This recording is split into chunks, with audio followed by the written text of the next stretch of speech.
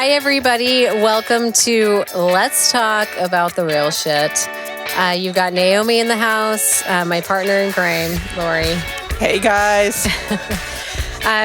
We also have a special guest in today, and our subject for the day was actually her idea, which I love and was all about it. But we have another one of our community members, our neighbors in the house, Summer. Hello. Thank you for having me. Tell them what you wanted to talk about today. I'll let you something say I it. always want to talk about. Masturbation. Yay. Needs to be talked about more, ladies and gentlemen. Yeah, I mean, I think that we are all in agreement that that's something that we don't talk about enough. I can't wait to tell you guys the story about my first masturbation moment because it's actually crazy. It's crazy. But anyways, before we get going on that, we, of course, you guys know that we always like to start our podcast with some good intention and just a little bit of a reminder. So, Lori, what card did you pull today? Oh, this is very appropriate. It's called worthiness. Right? That is funny. That's totally ironic. Right?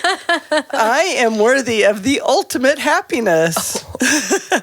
I deserve and accept it. And damn it, I'm not going to feel guilty about it when I get it. Guilt is not invited to my happiness party. I won't even tell him where it is. If he asks about it, I'll be like, no, I think you're thinking of something else. And then I'll quickly run away. Oh, man. It's pretty serendipitous for this. Right? I love it. Let's see. Ultimate happiness, deserve and accept it. Damn it, not going to feel guilty about it. Guilt is not invited to my masturbation happiness party. Yeah, I think it's pretty That's appropriate. hysterical. Pretty appropriate. That's funny. It's come up a few times in my car this week about or just different moments that I get to see people's lives in, and I always remind them because maybe even if it's just that moment, they may not even remember what I look like, but I'm always reminding them, put value on yourself. It's like level up, go for that one position higher than where you're at because you can totally learn that like easy. It's like, but put value on yourself and you'll get in a better place, and it's just you're worth it. It's also come up in my best friend's land and lately, and we've just been kind of connecting with somebody that she loves very much, but some people just don't see their worth. They don't love themselves. It's very detrimental to actually their whole existence with where you are in your headspace and feeling worthy of anything. Well, it's a self-value that I really struggle with and have struggled with. And it's something that I'm working on through my meditation and my journey to my authentic self, is that I am worthy of some of the things that I haven't felt I've been worthy of in the past. And one of those is love, which is, that's really challenging for me. And I'm single, and I've been single for a long time. And I really believe that a big part of it is because I have not felt that I've been worthy of somebody else's love. And you've had shitty relationships because of that, I imagine.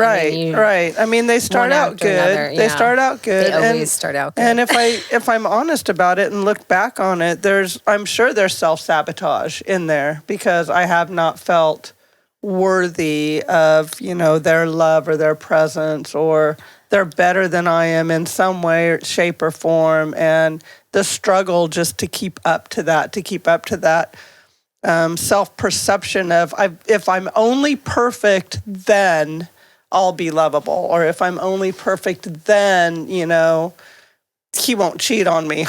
That didn't happen, I guess, because I'm not perfect. Well, fuck it. I'm trying to not be perfect anymore and just look at my wrinkles and my warts and, the imperfections. Whatever, of my you're making it sound body. like you're this little wicked witch of the West or something. She's gorgeous, Can we highlight you guys. your amazing points too? Gorgeous. But we're all our worst I self-critic. totally understand We all are that. our worst self-critic. Yeah. And when you're in the mirror, whatever body part you're looking at least for me, I zone into, like right now, my eyes, I'm like looking at the dark circles and the crow's feet coming out of my eyes. And I'm like, God damn it. It's finally, I'm looking like I'm 54 years old. Fuck. The dimples in the ass, the tummy that's not quite as tight as it used to be, the skin. Oh my God, the dimples in the ass. The skin that's looser than it used to be, and you can eat as much collagen, you can run, you can do this, you can do that, but there is still this thing called gravity, that it's a really hard fight. Yeah. So, I just also, you guys, if you hear an extra giggle or a little voice from the side, we have also Tracy. We just did a podcast with her. We had a lot of fun with her, and she's just here with us in the space. So just letting you guys know that she's present in this as well. Tracy, the church mouse. We're allowing her to make a peep here and there. So, Lori, I think one of the biggest things I took away from what you just said is self-sabotage. That's like a week-long podcast for me to talk about. Oh, absolutely. I mean, that's just something that I feel is so toxic that we do. And sometimes I don't even realize I'm doing it until I'm like, oh my gosh, I just pushed somebody away. I just did something and now I can't take it back. So self-sabotage, that's something that I definitely stood out for me with what you just said. And I think it comes back to the worthiness. I think that's part of it. It's like, ooh, this is getting scary. Boom. Push. Done. Yeah, I'm done. Fight or flight. Well, when we've been through so much shit, we're less likely to take on more shit if it's already going to be shit in the beginning. We're kind of like, oh yeah, here we are. No, I'm not having it, And so I don't know. There's definitely moments, and hear me out, girls. There's definitely moments in your life when you've been through a lot that I know you girls, so we've been through a lot. When we have those moments where we think we're self-sabotaging something, or we just walk away for things and we don't allow certain things to happen, that is because we've been through so much shit. We're less tolerant of things in the beginning. I really think that we've got a list of things that we need for us if you're going to come into this space. And if you don't match that, that's great.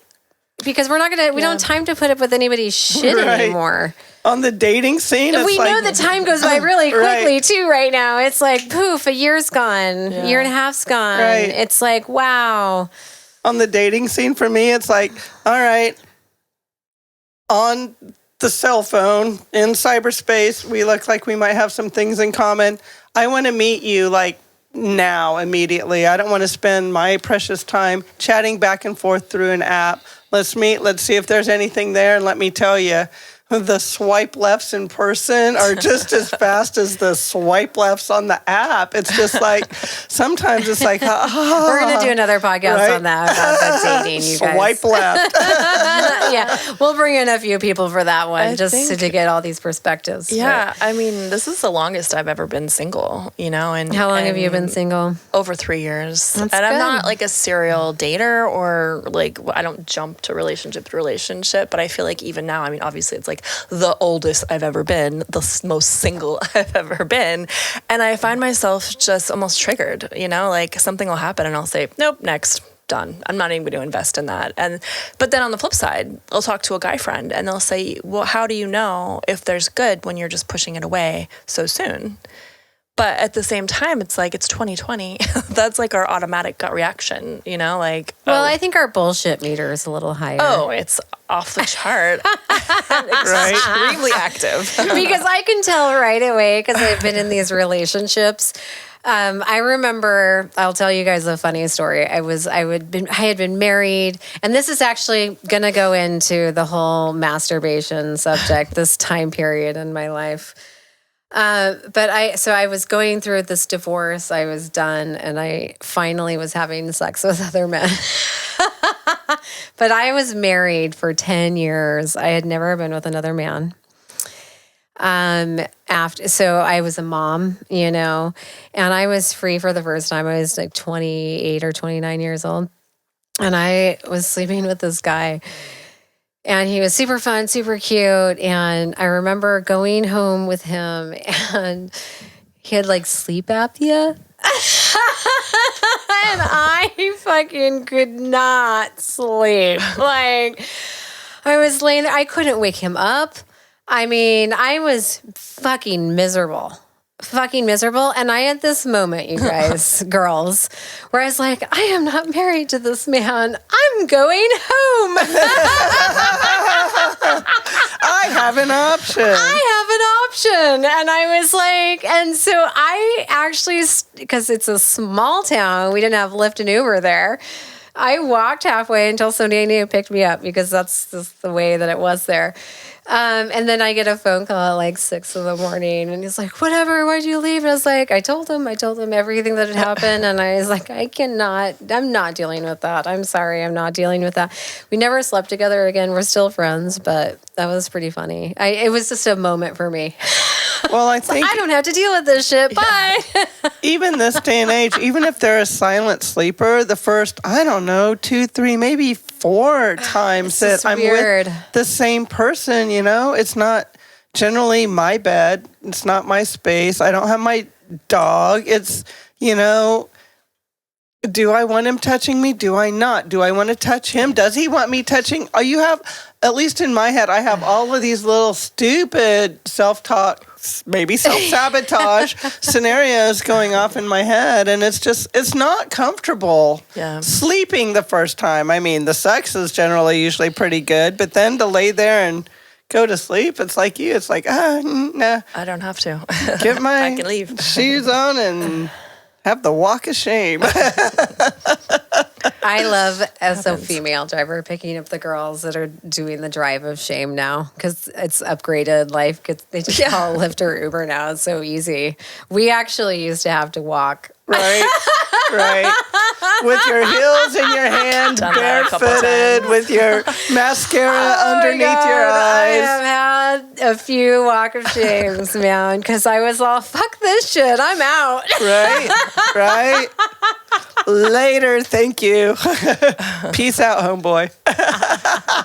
That's funny. Oh, that is so funny. So it's so funny that we're bringing this time period up and stemming all these memories up, but it actually goes into the masturbation thing. And I'm going to share a piece of myself each time we probably have a podcast. But this one, I think, is so important to get out there because I know I'm not alone. And so I'll give you just a nutshell background. And I was hoping that maybe you can also do the same, and you too, Lori, so that we can like really get into the beginning of our masturbation and where we were in the self-discovery to even where we are now. Because I think it's super important to have this conversation on a serious note, because we are all dealing with different levels of self-care and religious backgrounds. So, so mine was a religious background. I grew up Jehovah's Witness. Same. Well, not Jehovah's, but Catholic. So, did they teach you to not touch yourself whatsoever? Oh, I'm surprised I could even wipe myself after I pee. Yeah, that's where we were at too. What about you? I was just not ever taught about it or talked about it. I wasn't brought up religious like that. I think just for me, I was basically on my own since I was like 12. Do you have any older siblings or anything? I do, but she had a baby when I was 13, and so she kind of was out. And it was, I didn't have sex until I was older, and I didn't masturbate until I was 19. I mean, it was just something that I looked at as like being almost dirty. But not right, because we're taught way. that. Yeah, we're kind of taught that. Nobody was ever like, "This is what you should do. You should celebrate yourself. This is what it feels like good." That. It was never anything like that, and it wasn't like my mom didn't say anything about it. It just was never talked about. Yeah. Sex was never talked about until I knew how babies were born. Well, I knew how babies grew in your belly. My mom was like the old hippie midwife lady who knew all about birthing, and I used to look at the birthing books when they had the big old bushes. I got famous that birthing exposure. books, actually. I actually knew the anatomy of a woman inside and in a baby form, but we were told not to masturbate whatsoever. We were not allowed to do that at all. Don't touch I didn't yourself. even know I had I didn't really understand how anything worked, at all. Yeah. Same. So did you guys know there was even a hole down there? Only because I put tampons in it, Oh my God, Because I don't even know. I you get a remember my period at some point in time in your life. I think I was like 15. I think I was like 15. Yeah, they didn't teach 15. that in sex ed, though. That wasn't anything that was educated on my part. Like I went to Catholic school, so yeah. Never mind. Right. Yeah. It's interesting. No, I grew up in Fairbanks, Alaska, where the teenage pregnancy rate is crazy. So you would think that we would be more educated about our bodies because that would be more preventative, but they supported it as more of like, well, we're going to expedite you through school and you and your child's father. It was just kind of the reverse situation. So for me, I was just, I don't know, not educated correctly. I talk about it a lot. Actually comes up in my car. I had recently a young woman in my car, and she was talking about doing this project, and I asked her what the project was, and she says, I want to get a support group going and a place for girls to learn about their bodies, and these are young girls, you guys. Their option right now is to ask the Google, and the Google is giving them all the symptoms, but we're all unique in our experiences and how we feel, and we're all different. And so when you ask the Google, it's so broad, and it doesn't help you emotionally whatsoever because you're not connecting with women who are going through it. So they don't know enough about their bodies. And then after that, you guys, was talking about that girl and that experience and doing a podcast about that. And an older woman said she's on the verge of the menopause era, and she knows nothing about it. Like nothing about it. And the fact of the matter is that we do not know enough about our bodies. Like, it doesn't matter, I think, where you're coming from. We are not having this conversation enough. So are we educating our young people now? It doesn't sound that way. My son's all grown up. It doesn't sound that way from what my that's what I'm gathering. What I'm gathering is that these girls are. Think about it, guys. We would have done the same thing if we could just Google a question about something that we were curious about. Oh, it was Encyclopedia Britannica. You tried to look it up. Google I know. like sex terms. You can't Google up there's a lot of terms out there. Now you can Google it and find out what that is. And instead of being that kid that doesn't really know what it is, like me.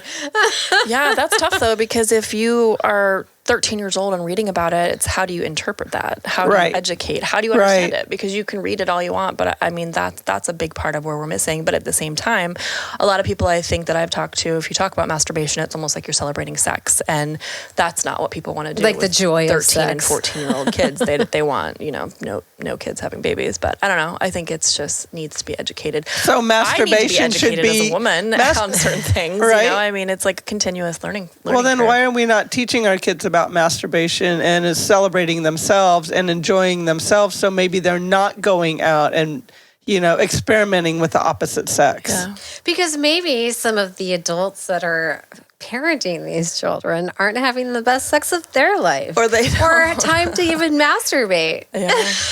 Maybe but they haven't gone there because they're coming from where we are. Right. Like, honestly, we don't talk about this enough. We're not in an understanding where we're connecting on that level at all. I do have to say that my daughter had some conversations with me where I had to just like tell my inner self, it's like, okay, whoa, she's talking to you about sex and she's a teenager. How are you going to handle this? Okay, you are just going to shut up and you are going to listen and you are not going to freak her out. Right. And you're just going to let her talk. And you know what? She educated me on a lot of things. Yeah. I taught my son, he's always talked to me about sex. I've always left that door open. Sometimes it would take him a while before he would talk about sex, but he would eventually open up.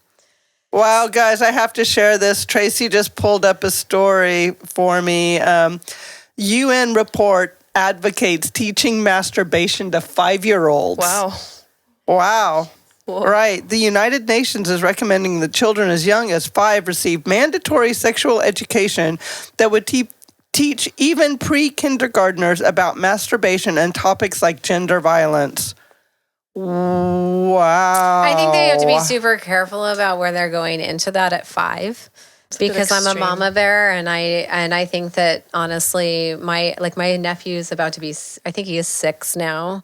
I honestly think it's really way past where he should be, even in his brain, and that's okay. But I do think that the second when they're really talking well and they're starting to read those simple books and they know their ABCs and stuff like that, that's when you should start talking about stuff more like that. But 5, I don't know. 5. I think that's scary. Well, it's I think a program. That's scary. It's a program. Okay, but let's watch what we're saying now. Right. I mean, it's little girls. I've seen all 3 of my grandchildren touch themselves. Yeah. And there's a point in time where you either tell them that that's okay or you don't. And that happens young. Oh, yeah, that happens. Because they're curious. They're always touching themselves. So it's saying that there's a program from 5 to 18. So we don't know what this program is. Yeah. And it might start out with, it is okay to touch yourself. Yeah. It might start with just that. But it's an informed approach to effective sex, relationship, and HIV education that they say is essential for all young people. And I agree with that. Yeah, I do too. There's more to it. Well, yeah, we'll have to look into that for sure. We'll post it on our social media so that you guys can look into it too. I wasn't taught that. My cousin was precocious at 5. She had her period at 5. That's how precocious she was. So I think that I think that everybody's different. And I think that where they are on the level that they can receive this information is different, honestly. And I would hope that our education system could start to pinpoint those moments. I think it goes to parents first, though. Oh, I was just going to say. Yeah, it absolutely starts with parents because... I somewhere in the back of my memory when I was reading that, I heard a voice go off in my head, my subconscious, about little kids touching themselves. And I heard in my head, don't do that, don't touch yourself. So I don't know if that's a memory that I'm pulling up or if that's something I might have even said to my children. Yeah. But it's there in the back of my head. And that was my... automatic response when I thought about that. So it's ingrained in me and my family and my culture that I grew up in not to touch yourself. So my family didn't touch themselves, so I didn't. So if you're growing up, if you're a 5-6-year-old that's in a family like that, where are you going to learn? Me and a 5-6-year-old, I was playing with dolls. Like, I was not thinking about anything. I didn't even know. Yeah. Like, I'm as innocent as it gets at that age. Well, and that's where I was at. Like, I wouldn't even be able to comprehend anything even remotely towards. Well, we need to look at their program, but I'm going back to the very, very basic of touch yourself or don't. It's okay or not. When you're changing a little boy's diaper and he puts his hand down there, it's like, no, don't. Don't. Or do. Yeah. Or it's okay and just let him do it for a minute while you're changing his diaper. What's the right thing to do here, right?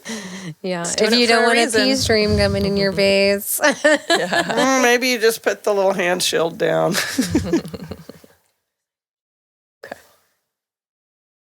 We have a little puppy in the house tonight. It's super cute. I'm just telling her where the water is at. So I wanted to tell you guys my first story of masturbation because we just kind of got into a little bit of some of the things that can hold you back from even starting to masturbate and make you uncomfortable as religion. So I was a Jehovah's Witness and I was married at 18. I was pregnant by 19, had my baby 1 month before I turned 20. I was married doing that, because in that religion, that is just the way that it goes. And so I had my kid, and my kid was 2 years old. 2 years old. So I think I was like 23. So when I was 24 years old, my husband left me at 23 with a baby. And I didn't know anything. I knew nothing. I knew nobody, like nobody. I had no friends. I had no guidance. It was the religious family or my husband that had just left. I had a baby. It was horrible. I didn't even know. So when I was going through my divorce the first time with him, it was the first time that I kind of branched out a little bit, but I still had a baby at home, so I could only branch out a little bit.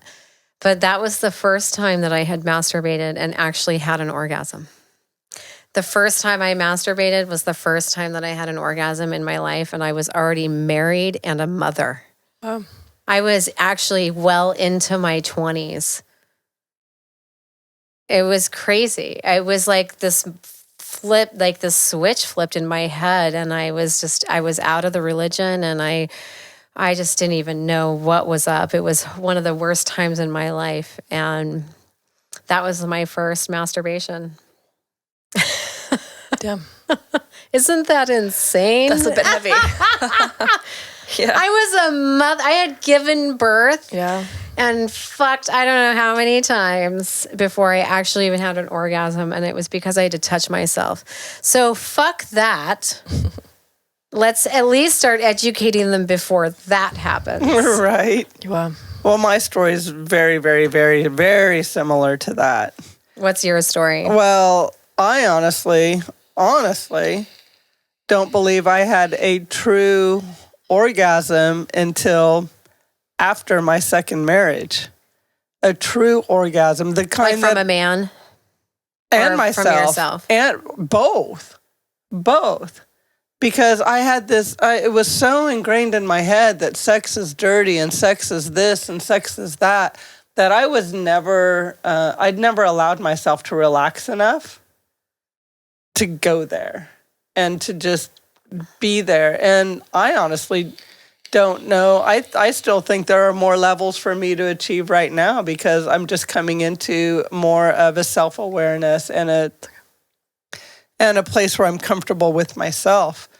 But it was a long time. I Googled. Good girl. Orgasm and what it should feel like because I had been married twice at that point. It was when I was living in LA. You're like, am I missing something? Right. Orgasms. There's got to be more to it. People are like, yeah, I need sex. What really triggered it for me was after I moved back from Guinea and I was living in LA and I moved there to be with my best friend. And she kept telling me, she's like, oh, I've got to go out tonight and I've got to get laid. And I'm like, what the fuck does that mean? You've just got to go out and get laid. I did not understand it. I did not understand that her body needed to feel that because I didn't. I didn't need to feel that. It's like, what? You want to, just be with somebody you don't even know? That was just crazy talk to me. Mm-hmm. And that's what I was thinking. I'm missing something here. I am so missing something here. So I went on. That's how I felt too. Right. Well, okay, girl, I'm in my 40s at this time. You found it in your 20s. Yeah. I'm in my 40s when I'm finally allowing myself to buy a vibrator. I was like in my 40s when I had my first vibrator. That's okay. It's my girlfriend's going on her first date at 40 tonight. Her first blind date, kind of. Yeah. Well, good for her. Go, girlfriend. So you know what? It's okay for some of these things to come later, you guys. But the reason we're talking about this is so that you can learn from us. And this is bullshit, man. Enjoy those orgasms, especially in your dirty 30s. 30s, sometimes 40s. When was your first masturbation? Oh man, experience? so I was living in Pennsylvania and my friend Wendy and I we were smoking a joint driving around on like a Tuesday afternoon at like 3:00. And I said, do you want a vibrator? And she's like, no.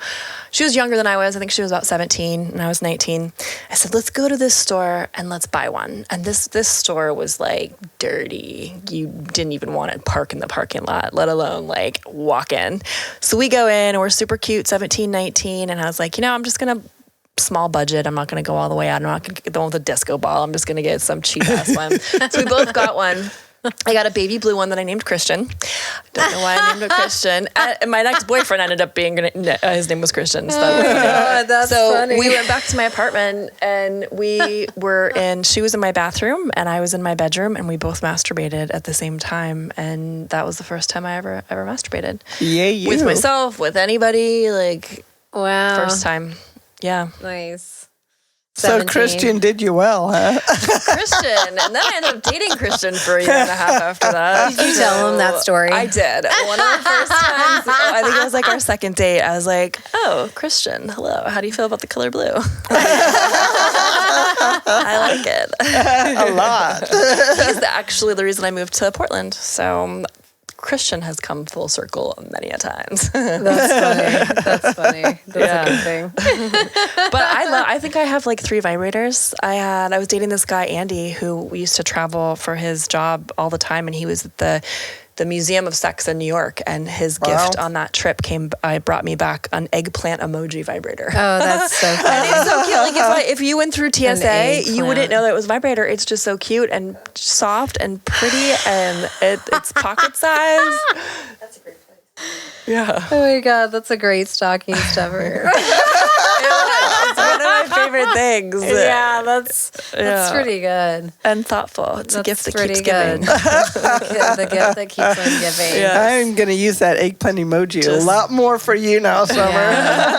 Yeah. Yeah, I mean, after I started masturbating, that was after I realized that that's what an orgasm was. Of course, you're just doing it whenever possible. I have a friend who feel like masturbates a when she's guy, driving. actually. I've done it on a long haven't trip. done that, but I've done it on a long trip. Airplanes and all that good stuff. But No, not like that. But I've definitely done it in my car when I'm on like a 14-hour road trip. Me too, especially when you've got those straight roads, not a lot of curves. Totally. Well, Yeah. women are good You at just put it on cruise multitasking. control. we're good at multitasking. Put her on cruise control and just go for it, ladies. Turn up the music. Put on some sexy time. Can you What imagine is the weirdest place being that in you a guys Tesla? have masturbated? I had a vibrator delivered to my work and I masturbated at my desk. I was wearing a skirt that day and I had a skylight above me and I worked at a law firm on the water and I just said, fuck it, everybody's at lunch. Why not? Yeah. And it was very, very lovely. That's awesome. Yeah. I'm going to have to think about that one for a minute. I don't even know. I mean, I think the road trip has definitely happened for me. Well, here's something else. So as I was Googling female orgasm, I was also Googling female ejaculation because I'd spent some time in Africa and the African women, kind of like the red tent back in Like if you were on your period, then you biblical hung days. out with the women. In the red tent, Yeah. and you learned all these things about yourself as a woman from the other women. Well, the women in Africa teach their young women how to, quote, squirt the wall, which is a female ejaculation. And I'm like, if it can be taught, then how do I learn that? Oh, I learned it. Did you learn it in Africa? No, I learned That's weird. She learned it You learned it from the Google. I learned it from Google. Oh my God. I learned it from Google and one of my best little vibrators. I'm finding a new appreciation for the Googles. Right. I have looked it up on the Google a million times, and I have maybe a few times. You know, it's just pee coming out, right? No, it isn't. It is pee coming out. They've tested it. They've tested it. Not. No, they have tested it, and it's not. It is a clear fluid, and It's clear, but there's pee in it. It's that same. from It's a like you have different to gland. release pee, and I cannot.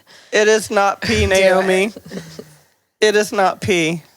Well, we're gonna look that up. It is not pee. Well, we can look I've it up. looked it up, and I'm telling you, I have totally gotten the other answer. No, it is not pee. No, it's the same thing. It's the same fluid coming from a different lot gland. Of ejaculate. Yeah, that's a lot of fluid. it is. Where is it stored? So if that's the case, where is it supposed to be stored? The same glands. You just have to learn it as what? As what makes you wet. When you cream your jeans, that fluid that comes out, it's the same fluid. So it's glands. Yes. I don't know. I haven't Googled it. You're gonna. I do have a friend. This is the real shit right here. I have a friend who squirts, and men fucking love that. Yes, they love it, and I don't do that. I don't either. I haven't ever even come close I think to that, I have literally. a few times because the bed was really wet. But This is a flood. You know when you've done it. it's what I'm saying. Yeah. I was like, oh yeah, that's pretty wet. Yeah, it's a flood. No, like there's been fluid on a bathroom floor, like flood. Oh my god. Flood. Can you do it every time? Is it a mental thing? I can do it Could quite you do often. it by yourself? And now it's more of a mental thing to not do it. Really? Especially with a guy. We got some notes to take. Especially with a guy for the first time. Okay, so we're going from masturbation to Are you like, excuse me, Christian, I need to warn you about my levels of wetness. right. Do you talk about it though? Because I would probably want somebody to know. Because it can freak people out. Yeah. I mean, I'm sure it goes both ways. But okay, quick question. You've gone through menopause, or you've had have you gone through menopause? Yes, 3 years ago. Okay, so are you on any of the hormones Nope. that you get? So that's also, does that happen for every woman that goes through menopause, that you get dry and your hormones are a little whack? I don't know. So you can still have a wet pussy. Oh, Yes. no, yes. Even after cancer. Oh, Even after cancer. Yes. Oh, awesome. That's good news, I noticed. isn't it? No, well, yeah. I had in August I had a bilateral tubal ligation, and I had both of my tubes removed. And Wow. I've noticed that my body has changed after that when I'm having sex, and I don't know how to. How is, I mean, if you don't mind me asking, how has it so changed? before I would just be like wet. It's so wet, and now like it's not like I'm going through menopause or anything, but it's just like half the half wet moisture, I guess. Yeah, I mean, I just noticed that like the past couple of times I've had sex. Do you think it's that different. it could possibly be a psychological thing since the surgery? It could, I don't it could know. be a slight it could trigger be. for something. It could be. I'd be curious to follow up on that. I'll ask my naturopath. What's the deal? What's the deal, girl? Just because I'm curious of because we've got these two girls here who've gone through it, and I've never had anything like that happen to me, and so I'm wondering if something like that would trigger some, because I feel like for women it's so fucking mental and emotional. It's for like sure. so controlled with what's in our brain. Yeah. With how our experiences with any kind of absolutely. sex or masturbation. Well, and I just haven't really had good relationships. And I mean, I've dated somebody on and off last year, but since my surgery, not, it's pretty just coincidental. I just haven't really had like long-term boyfriends. I've hooked up with a couple guys that I was dating, but I think that a lot of it is my confidence level and just kind of where I am in my brain right now. So. I hate to bring this up, you guys, but I've been watching once again, Cesar Millan. I love him. I love dogs. We're all dog people here. And I'm only bringing this up because it's so interesting to me to notice how animal humans are and how Cesar approaches. He's like, I rehabilitate dogs and train humans. I love That's how true. he puts that, because that is the fucking truth. And when you break it down to a dog level and their natural instincts, and I've been really studying that and just been hyper focused and aware. I've been noticing every dog around me lately and their behavior and how to correct it and just be present with them. And I have been kind of comparing that to the human psyche as well, and how we are creatures of habit and we have instincts in us just like a fucking dog. Like a dog is ruled by their nose, some men's ruled by their dick, some women are, it's a different thing, a trigger for everybody, but it's the animal world that we exist in, and that is the reality. I mean, we are all into freaky shit.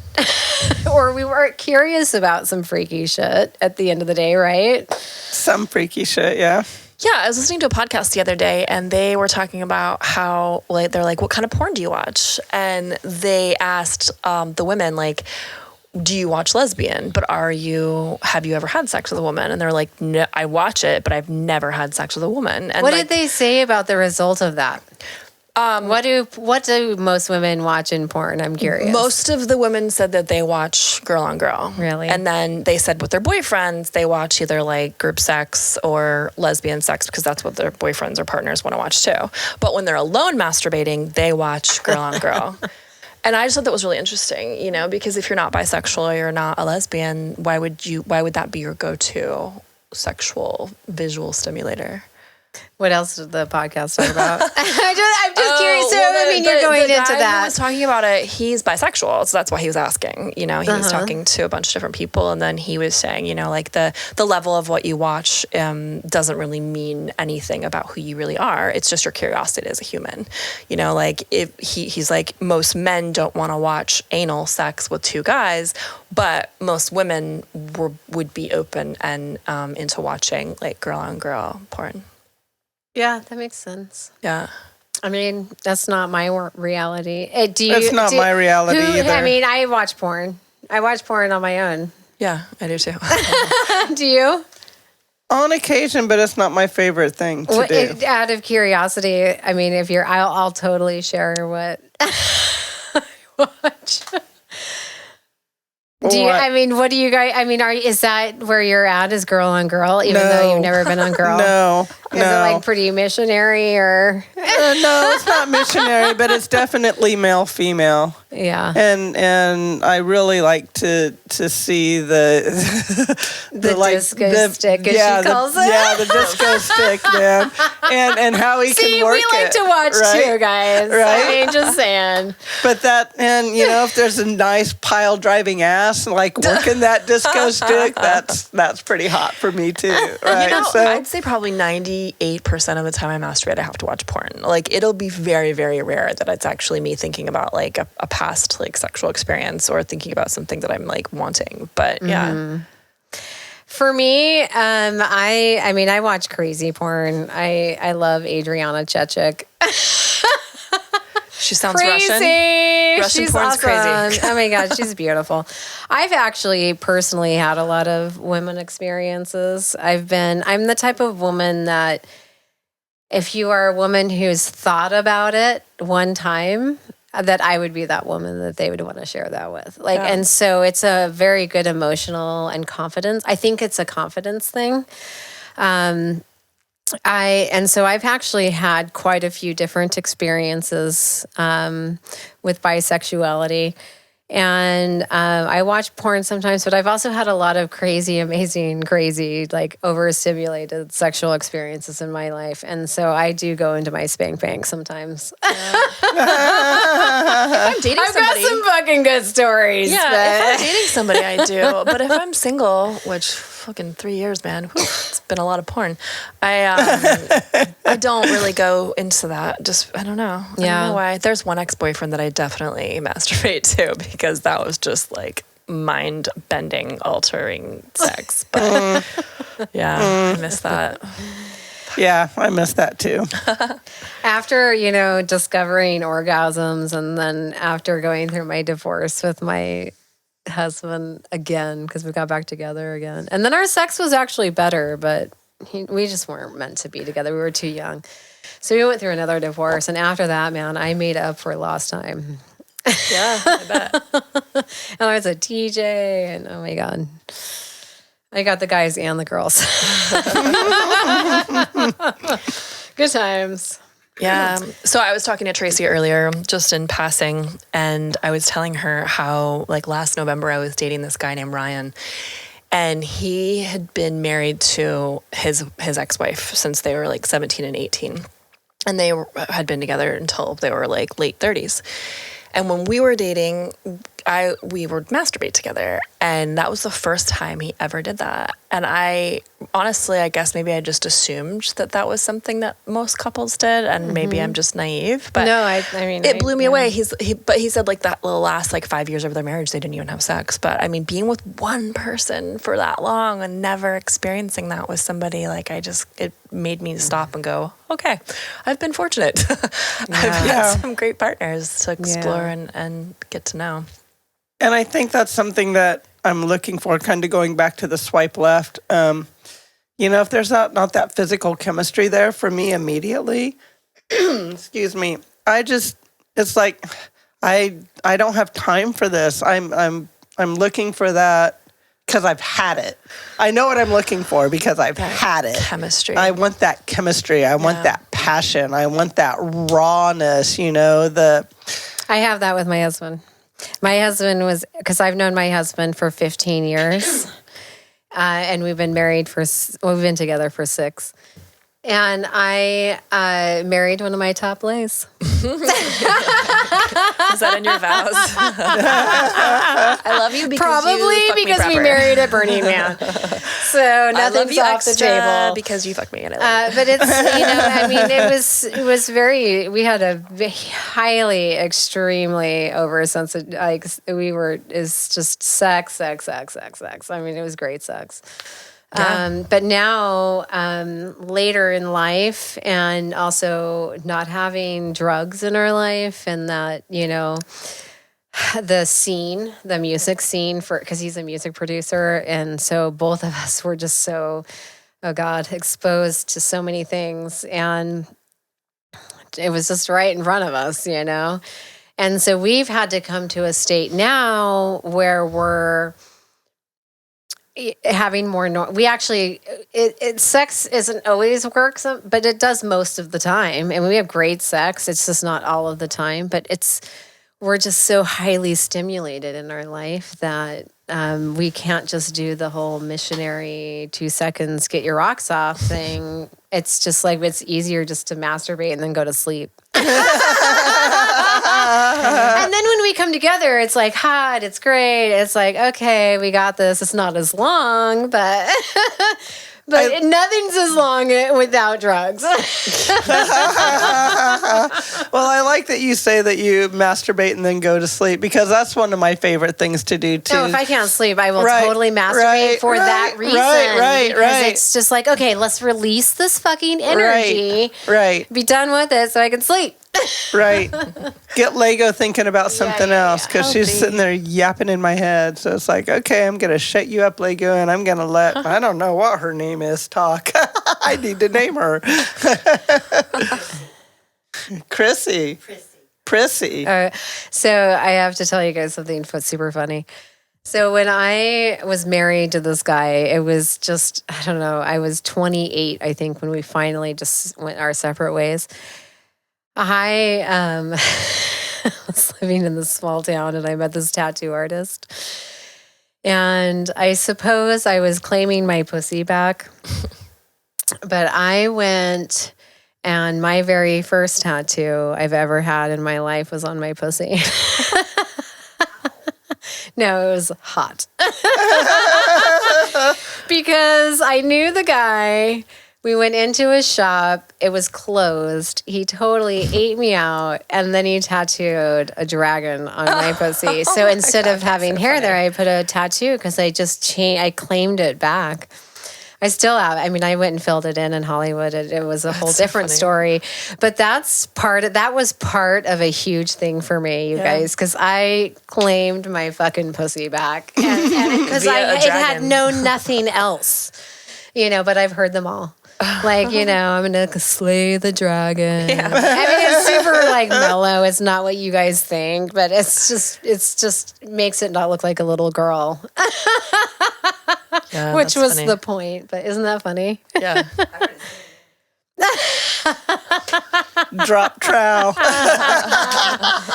that was something what I needed to do. And that's something that other people are going through too. And it's not a bad idea. It does not hurt as bad as, I mean, it's the same as anywhere else on your fucking body.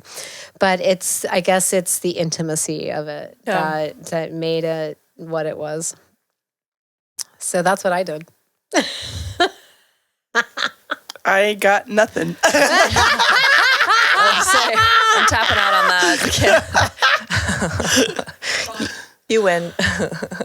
No, it's But I not do have- about winning. It's just about talking about these moments that we have as women. Yeah. Because like the sex is huge, you guys. Sex is huge. And when you don't even know about it or you're not allowed to touch yourself, I think that it's just more detrimental. I mean, they talk about the classic Catholic girls. Right here. That's actually the craziest in bed. That's because you were contained. You know, I mean, and that's true. It's totally true in my case, anyways. Then we end up kind of being a little bit crazier than because we were so sheltered, and it's just so unfair. So I highly recommend you guys out there start educating your young ones, because if you hold that shit back, that's what's going to end up happening. Yeah. It'll be one extreme to the next, you know. Well, and from what I know about, which isn't a lot, so I'm just going to say that out there right now, but this younger generation, they are blending all of the lines. They're blending male-female lines. They're blending all of the color lines.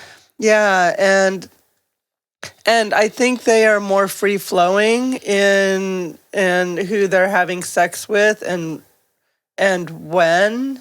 Way more than when I was brought up. Because when I was brought up being Catholic, you know, not only do you not touch yourselves because that's a sin, quote, you only sleep with a boy if you're a girl and vice versa, you know? So I had a lot of negative programming going on in my head for generations and generations and generations, and they didn't know any better. That's what they were taught, and that's what they were taught, and that's what they taught me.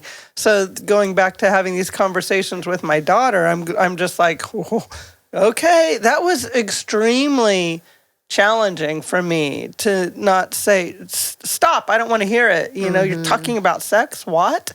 Because she was of a new generation. Willing to talk about it. And for her, it was natural to talk about it. For me, it was unnatural to talk about it because that's how I was taught. So I really had to fight through that to allow her to be her and work through it on my own, because it's not her problem that I was taught that way. That brings something up, and I want to ask you guys both a question.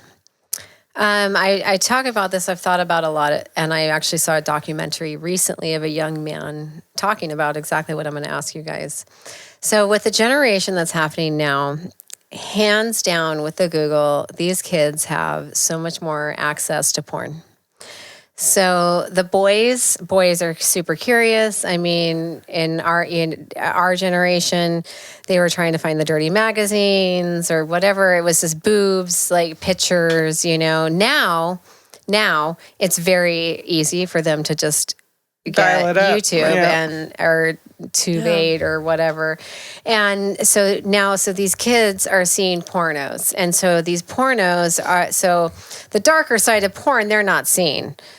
The reality of what the porn world is, they're not seeing, but they're seeing what girls and boys having sex in this manner. So it's changing how they have sex with these girls for the first time, you know, because they're more exposed. What do you guys think about the generation that's exposed to that? How do you think that we can, in the generation that we're at, can kind of help, I guess, some of these girls, some of these boys? What do you guys think about that whole thing? I think there's new pressures being put on each gender to perform. Can you imagine performing at a porn star level when you're just that's kind of the bar that's being set?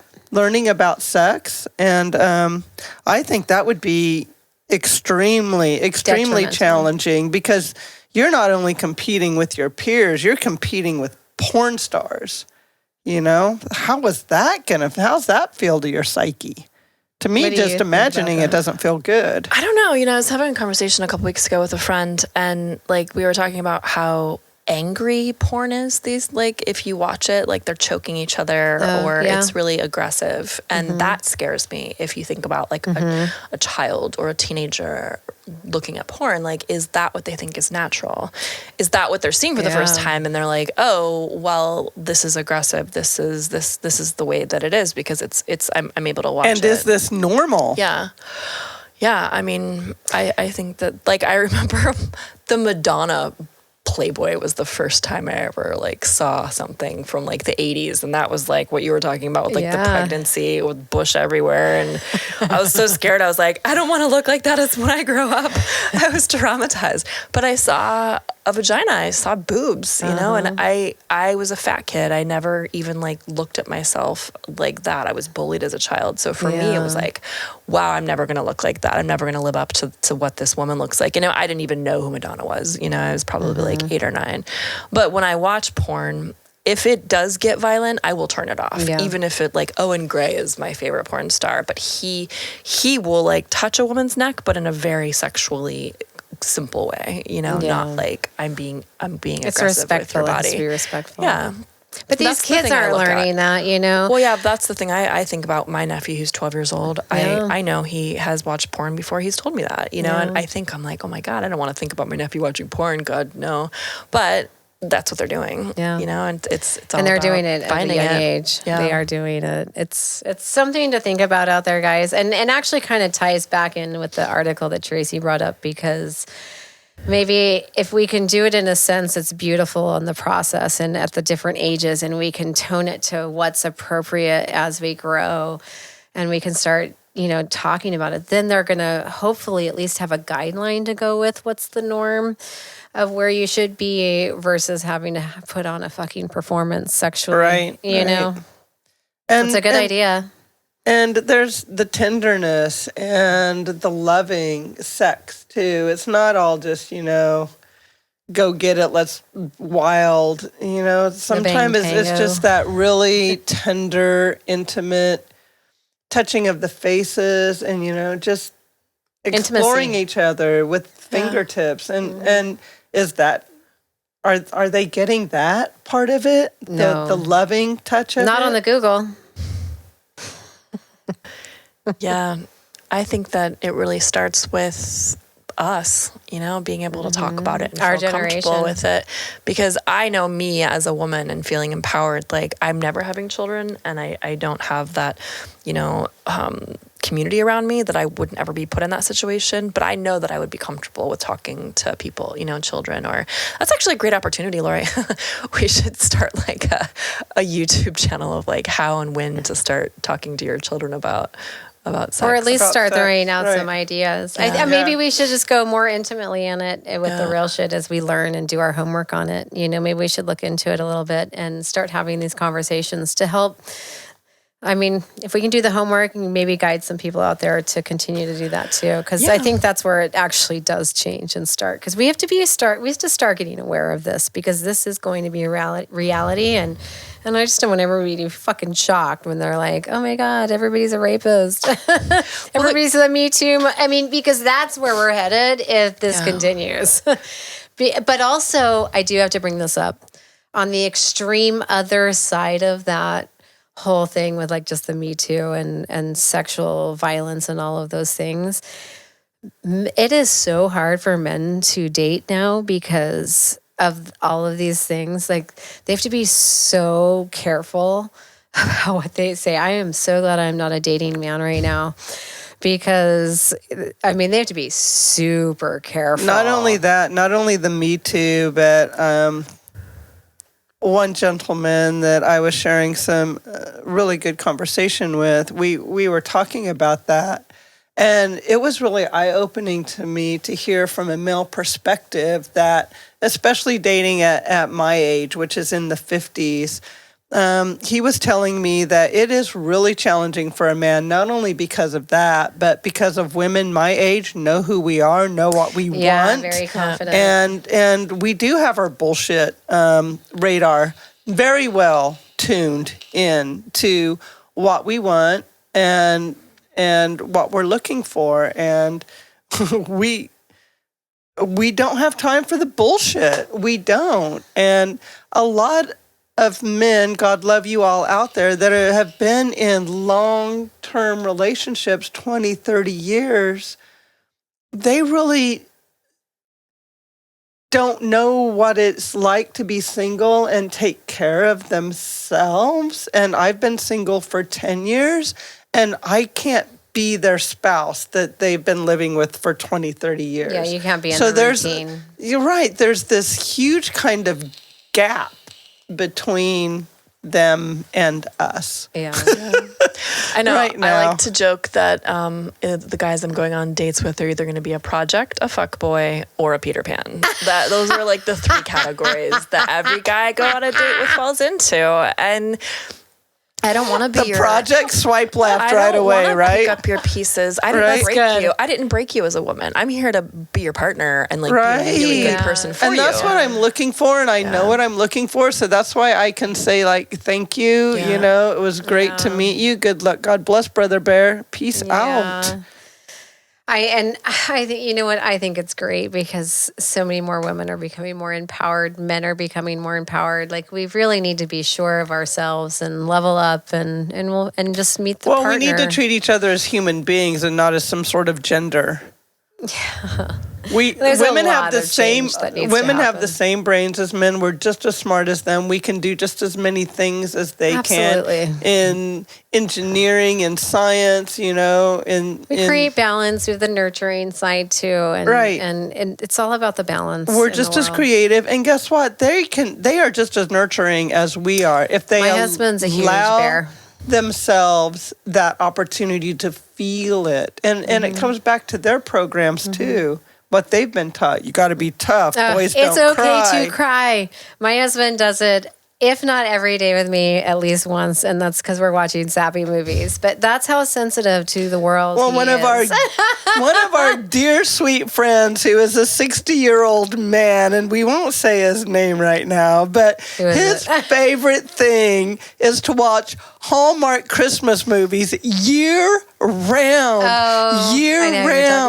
Hallmark Christmas movies. And this is a big burly dude who's played football, college football, and it just cracks my ass up. You know, that's a whole other subject. Yeah, it's at the end of the day, you guys, love yourself. Yeah. Masturbate regularly. Learn about your body, because when you're masturbating, you do learn things about your body. You feel your breasts, you feel your prostate if you're a man. Get comfortable with it. Check your asshole, check your boobs. Seriously, this is all tied in to loving yourself but it's starting here. Like what we're talking about today, it starts with you having the confidence to do it. Reach out. You can reach out to us even at The Real Shit. We have a whole thing on subjects on there. So please reach out to us. We're willing to talk about these things. But it's okay. It's okay to do. Yeah. And then you can really start to, once you're good with yourself and comfortable with yourself, then you will find that your other sexual experiences and your partners and things will match you. You know, because you're there with yourself. It's a whole mental fuck at the end of the day. So believe in yourself. You're worthy. You're worthy. You are worthy. You deserve it. You totally do. I believe in you. So I'm super excited about this part, even though we're just wrapping it up, because I have something to share. So at the end of our podcast, we talk about something that has happened to us in the week. Something good, something bad, anything that impacted you, a thought, you know, a meditation, a moment, doesn't matter, just to kind of bring us into the week that we're existing in. So I've been working my ass off. I'm going to start because I'm super excited. I've been working my ass off this week, but I had a break. And I got invited back to go to the Creative Science School here in Portland. And I went there a few weeks ago to talk to these little ones about the grow light that I have in my room, which is in a previous podcast of ours with Manny. And it was so amazing to talk to these kids that were so little and they're so smart about growing plants and nurturing the earth. And oh my God, it's gorgeous. Loved these kids. So I was so excited that we did a good enough job the first time that we got invited back. And so the other night we went back with the light. I took the light with me this time. We brought plants from the garden. These kids remembered me. I had like these their actual grow vision glasses. So I had a couple pairs. So anybody who was sensitive to the light would come put them on and they'd see the difference. And it was so cool to take a project that we took action in because of a podcast and a conversation that we had with a neighbor who's doing something cool. So we've now gone to a school and we're planting the seed about urban gardens and grow lights and growing and helping with climate change and talking about the environment and science and technology. And these kids are receiving this information. I mean, what a cool thing. So thank you, Creative Science School, for having us back. It was awesome. I'm going to miss those kids. I may have to visit. And that just I think one you of the should. Coolest fucking things that I have done. We need to take them a squash. Well, or a cucumber. I mean, they just love me. I love them. It was beautiful, beautiful, beautiful. So that was the Awesome. coolest moment of my week. That's really great. That's awesome. Yeah. That's cool. She is auntie to all children. I totally am. It's a good thing to be. I love them.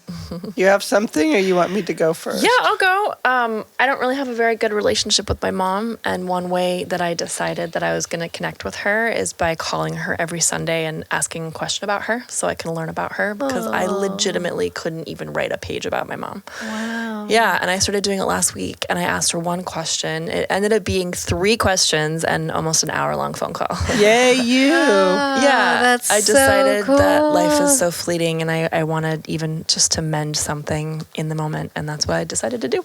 Wow. Yay, you, Summer. Yeah, Awesome. and it was a big That's- moment for me and made me feel really vulnerable, but I figure if I can learn something about her as a person, and then I'll benefit You might from understand it too. where you're at a little more. Oh, for sure. Yeah. Yeah. That was my thing. Yay. So mine's going to kind of bring us back full circle, because mine was a,